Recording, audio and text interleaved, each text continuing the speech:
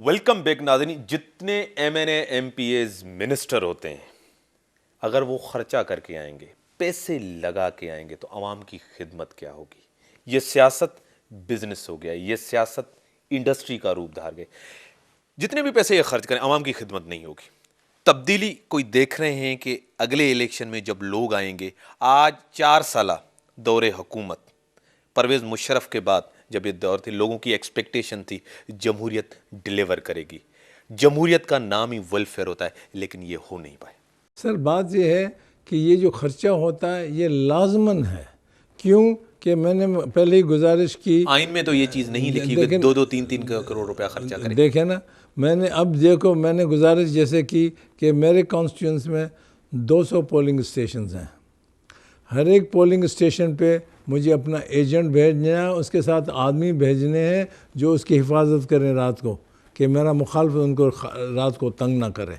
अच्छा, उसको मुझे ट्रांसपोर्ट देना, उसके लिए, उसके आदमियों के लिए वो भी हो, और उसके साथ उसको 4-5 ट्रांसपोर्ट ऐसे हों जो हर गांव में जाएं, आदमियों को लाएं, वोट दिलवाएं और फिर खाना खिलाएं, फिर उनको छोड़ें। लेकिन अनएथिकल तो है ना, एथिकल तो नहीं। ये अनएथिकल है, अनएथिकल बिल्कुल है कि उसमें कोई ये वो तब मैंने पहले भी गुजारिश की कि आदमी को अपने वोट की अहमियत नहीं है। अगर मुझे अपने वोट की अहमियत होती तो मैं खुद जाता और वोट उसको देता जिसको देना चाहिए। वो आएगा टाइम से और एजुकेशन से। वो चीज़ नज़र नहीं आ रही। थोड़ा सा आगे चलते हैं। एनआरओ जी, क्या नतीजा निकलेगा? एनआरओ का नतीजा और मेमो का नतीजा निकलेगा। देखें ना, एनआरओ और मेमो और अलग चीज़ है। एनआरओ ऐसी चीज़ है कभी दुनिया में कहीं पे भी नहीं हुई। जिस पे केस चलते हैं वो घर चले जाए, केस भी पूरे नहीं हुए। ठीक, ये कभी हुआ ही नहीं। ये तो ऑर्डिनेंस, तो वो तो मुशर्रफ साहब का अल्लाह भला करे या जो भी करे, मैं वो गलत लफ्ज़ नहीं कहता हूँ, वो ही ला के लाया। पर नवाज शरीफ साहब भी तो एग्रीमेंट करके बाहर गए थे ना। नहीं, एग्रीमेंट करके बाहर गए थे, क्योंकि वो जेल में कौन रहना चाहता है। वो हर एक चाहेगा मैं और कहीं आराम से रहूँ। उसको 7 साल जेल में रहना, नवाज शरीफ 7 साल जेल में नहीं गुजार सकता। तो जरदारी ने तो जेल काटा। जेल में वो बादशाही करता था, कौन सा जेल काटा? कोई भी जेल हो, नहीं, लेकिन मियाँ साहब तो नहीं रहे ना। मियाँ साहब नहीं। लीडरशिप को तो रहना चाहिए था ना, क्यों नहीं रहे? क्या वजह थी? देखो ना, नवाज शरीफ जो ये अपना आसिफ गया, वो मार्शल में नहीं गया था।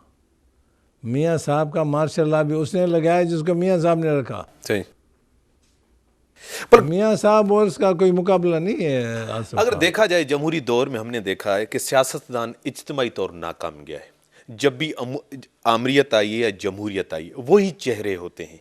दोनों पॉलिटिकल पार्टीज ने ये कहा था कि हमने माजी से सीखा, पर हमें नजर नहीं आ रहा।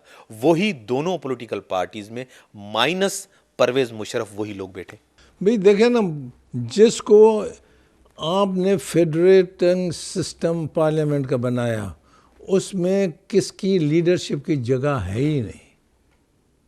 ये जो आते हैं इलेक्शन कराते हैं, ऊपर खुद ही बैठे हुए हैं, ये तो है ही नहीं। ये मुल्क से मजाक कर रहे हैं। और जैसे मैंने पहले ही गुजारिश की, शहर वालों को कम पता है, ये जाकर रूरल एरिया में देखें, वो गांव वालों से पूछें भाई आपने वोट किसको दिया, वो बताएंगे भाई फलां के कहने पे दिया, लेकिन उसकी गाड़ी ले आई और वोट दिला के खाना खिला के। शहरों में भी इस तरह ही होता है। यहाँ आपको पे पता शहर में है इतना जरूरत किस तरह नहीं होती। बदमाशी होती है, हाँ, किस तरह वोट लिया जाता है, किस तरह दुकान जलाई जाती है, किस तरह प्रेशर दिया जाता है। दोनों थोड़े से डायनामिक्स चेंज है, लेकिन वहाँ भी बदमाशी है, यहाँ भी बदमाशी है। दुरुस्त, लेकिन वहाँ बदमाशी नहीं, एक रूटीन बन गया है ना। वहाँ शहर में बदमाशी, ऐसे किस्म की बदमाशी करना जाहिर हो जाती है, क्योंकि आप लोग बैठे हैं, जर्नलिस्ट बैठे हैं। और दूसरी बात यह है कि पाकिस्तान के अंदर एक बड़ा लीडरशिप की तो क्राइसिस है ही है। दिन ब दिन पार्टियां भी बढ़ती जा रही हैं। एक नया फैक्टर, इमरान खान फैक्टर आया है। क्या इसके पीछे भी वही सपोर्टिंग फोर्सेस तो नहीं है? सर यकीनन होंगे, कोई क्यों नहीं। तो इमरान साहब को मैं जानता हूँ, उनका जो वालिद था मेरा दोस्त था, वो भी इंजीनियर था।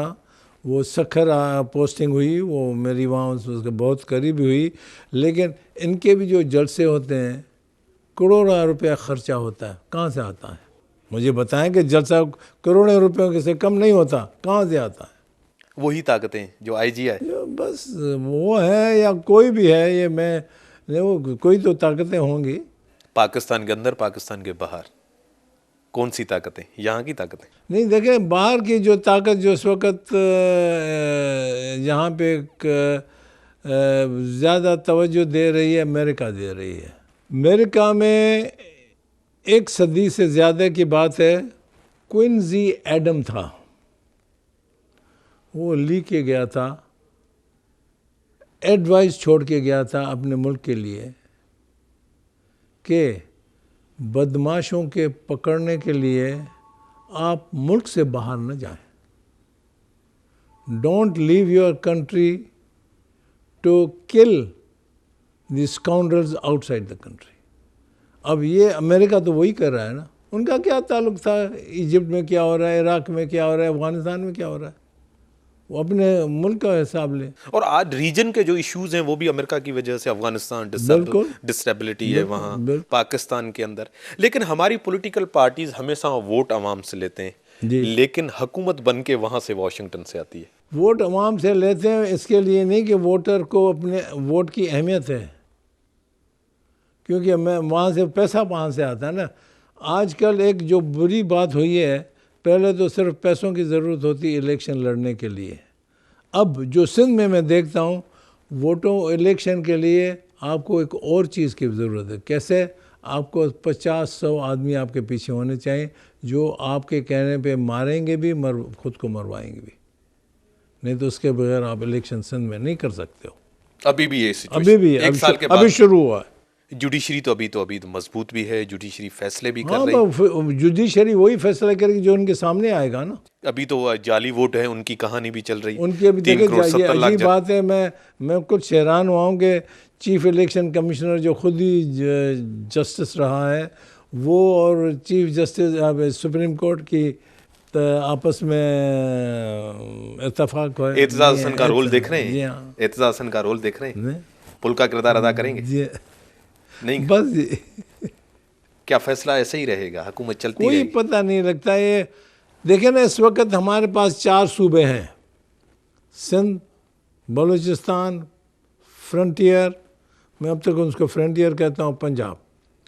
चारों सूबों की तारीख अपनी है, ज़बान अपनी है, तौर तरीका उठने बैठने का अपना है, और हिस्ट्री अपनी है। आप इनको कैसे चलाने के लिए आपको बड़ी दिल चाहिए, और बड़े में बड़ी आजकल जो ताकत है मैं देख रहा हूँ, ज़बान है। आप बाहर जाओगे, उर्दू बोलोगे, कोई हर एक खींचा आएगा, वो कहाँ से हो भाई? ज़बान की बड़ी ताकत है, बड़ी ताकत है। अब ये इन 4 सूबों जिनकी ज़बान अपनी है, तारीख़ अपनी है, ये अंग्रेज़ों ने लिया टालपुरों से, पंजाब लिया रंजीत सिंह से, सूबा तो वो मलकों के हाथ में था, और बलूचिस्तान सरदारों के हवाले था। लेकिन अब वो पॉलिटिकल डिसीशंस ये हुकूमत नहीं कर पा रही, नहीं करना चाहती, क्या वजह है? बलूचिस्तान का इशू आपके सामने, जिस तरह बुक्टी का कत्ल हुआ, जिस तरह इशू वहाँ थे, जिस तरह बाहर की दुनिया कहते हैं कि इंडिया भी इन्वॉल्व है, रा मूसा सभी इन्वॉल्व है, वहाँ डिस्टेबलाइज करें। क्या इस सिचुएशन में अभी भी हमें रियलाइजेशन है? 1971 का वाकया भी हमारे जहन में। ये ब्रेक के बाद आपसे पूछूंगा। नाज़रीन, ब्रेक का टाइम हो गया, ब्रेक के बाद ये मैं इलाही बख्श उमर साहब से पूछूंगा।